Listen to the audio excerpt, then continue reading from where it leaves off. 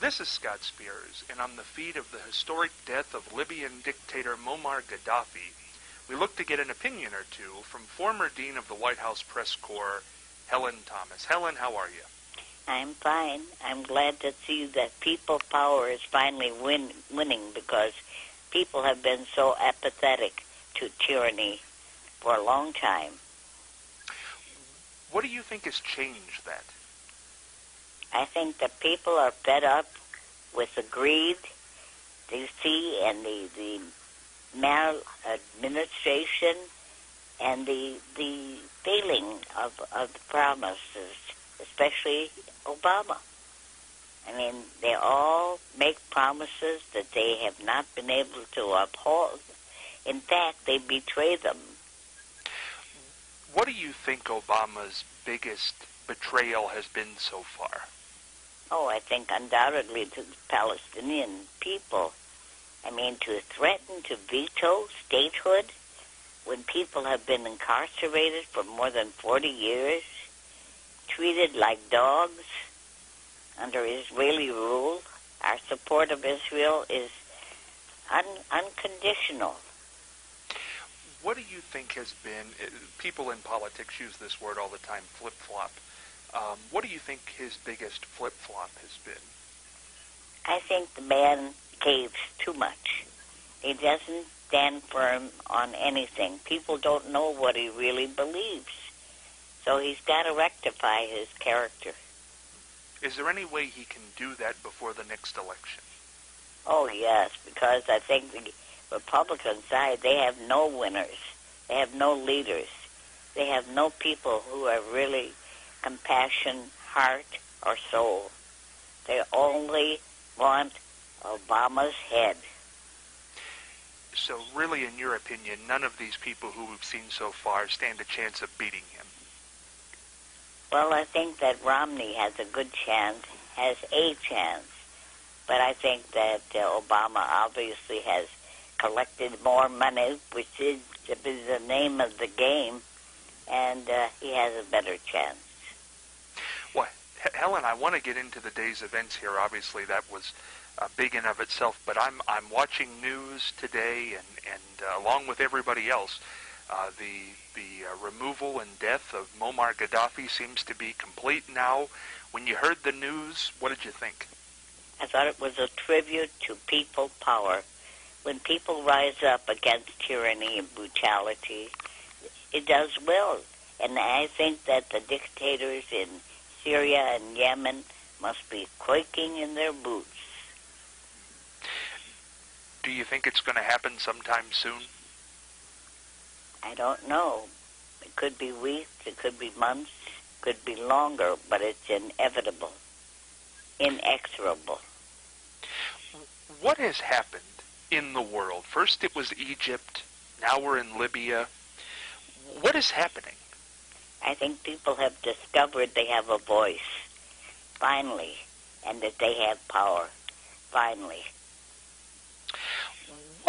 What was Muammar Gaddafi's biggest difference between with what happened in Egypt?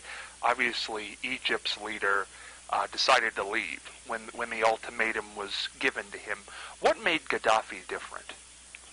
He isn't so different from most dictators who want to hang in there and don't believe that their power has eroded, and they kill themselves, in effect. I think he never thought that the country could turn against him. He thought he had touched all bases. As everything's still kind of sketchy right now on how the death happened, but do you think this morning when he was leaving in the convoy that he still had some belief that things could still go his way? I think that all dictators still believe that, and that's their downfall. Except for the Egyptian and Tunisian leaders. I mean, they knew the handwriting was on the wall. Helen, in all your world travels, and certainly Gaddafi had been in this country in Washington, did you ever run into him anywhere? No, not personally. Not at all. But I certainly thought he was a bad man. And I'm so happy about people power Helen, that the whole country realized. Helen, what was it about Gaddafi? I mean, he really was, by all accounts, I think today thrown up on the screen even more, a madman. I think it was megomania. I mean, he took power as a very young man. I think he was 27 or 20, in that area. And he really thought that he had been anointed for life. And this happens so many times. I just pray that this revolution will turn out right, because so many in history, real revolutions have wound up with another monarch, another dictator, and powerful people who forget they were put in power by people. See, that's the question I'm asking myself now. After all of the hysteria is sort of starting to die down and will die down in the next few days, this uprising in Libya has been going on, but there always was the question, Muammar Gaddafi's still alive and we don't know where he is. He's gone now. Where does Libya go from here? Well, I would hope that they will go toward democracy and have fair elections, and that they will live up to their promise. And I think they feel so happy about it. But I know that many revolutions can end very quickly in dictatorships.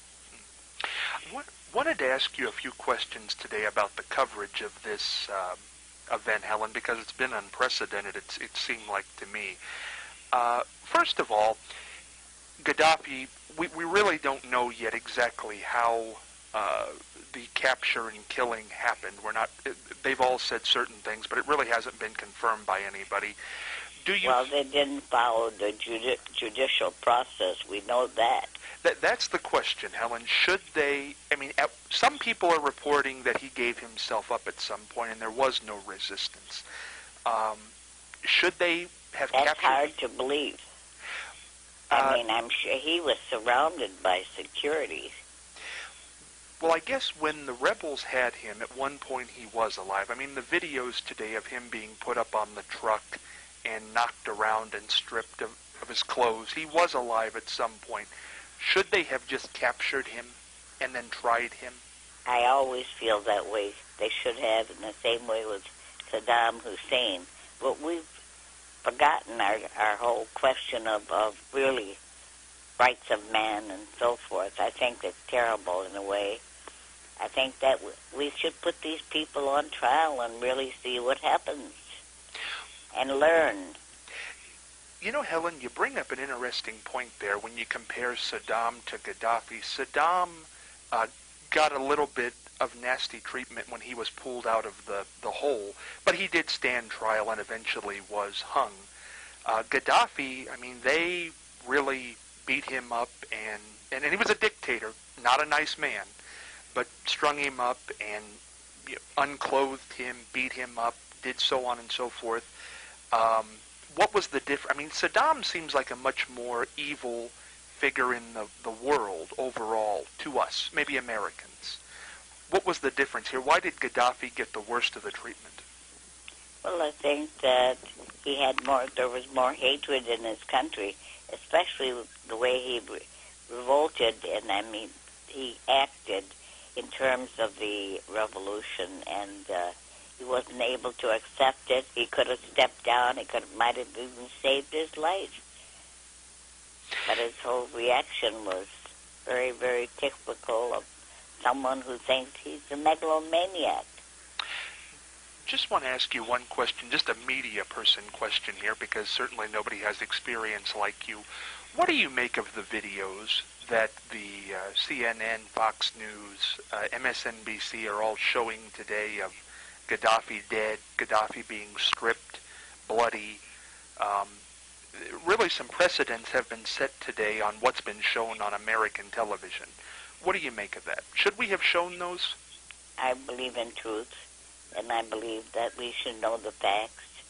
And you can always turn your television off, but I think it's best that people know what happens to people who grab power and keep it and use it fiendishly and brutally against others. Helen, I want to ask you this question, and I think maybe this is the most important question here because of your long-standing journalistic career and following of these things. Flattery will get you everywhere. Well, Helen, the question is, Gaddafi in the 80s was very well known in the United States. We all understood who he was and what he did.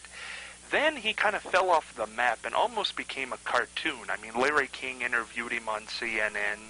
He started to dress very funny by, I think, our characteristics. He gave that speech at the UN about 2 years ago in which people walked out. He went on forever and rambled.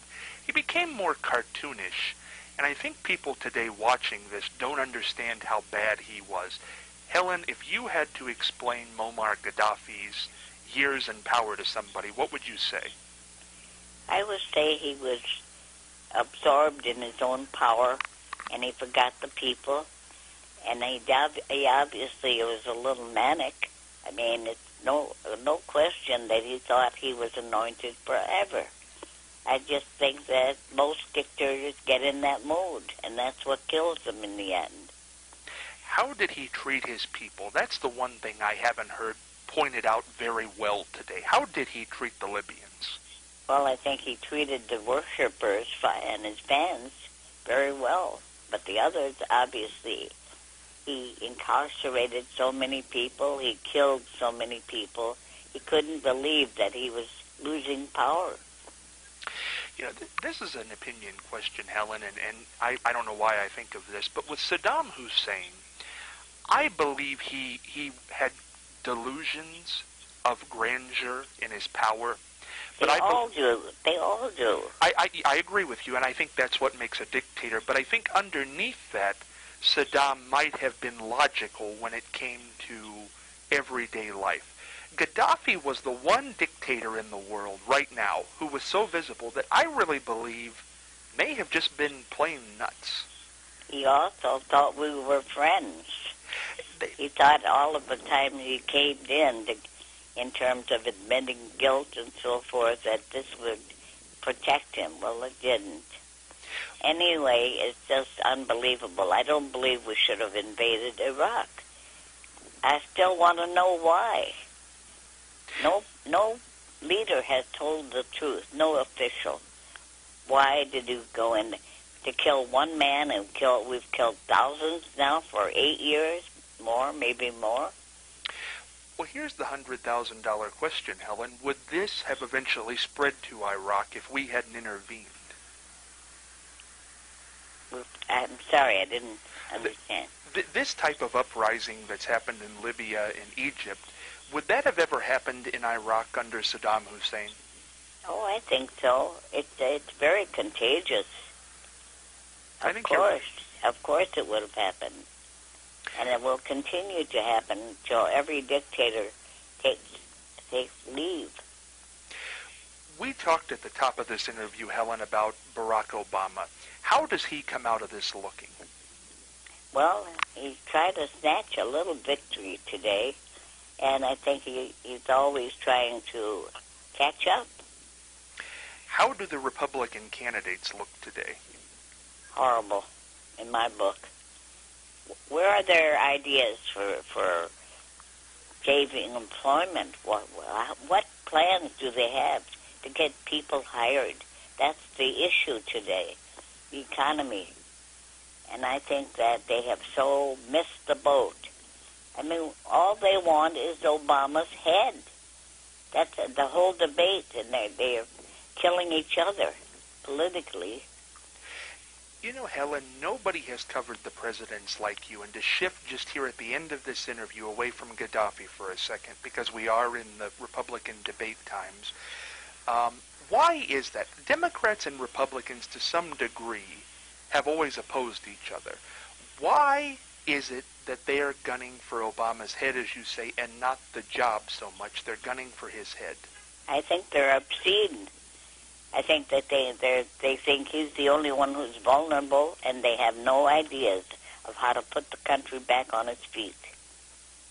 No real ideas that would cost them something.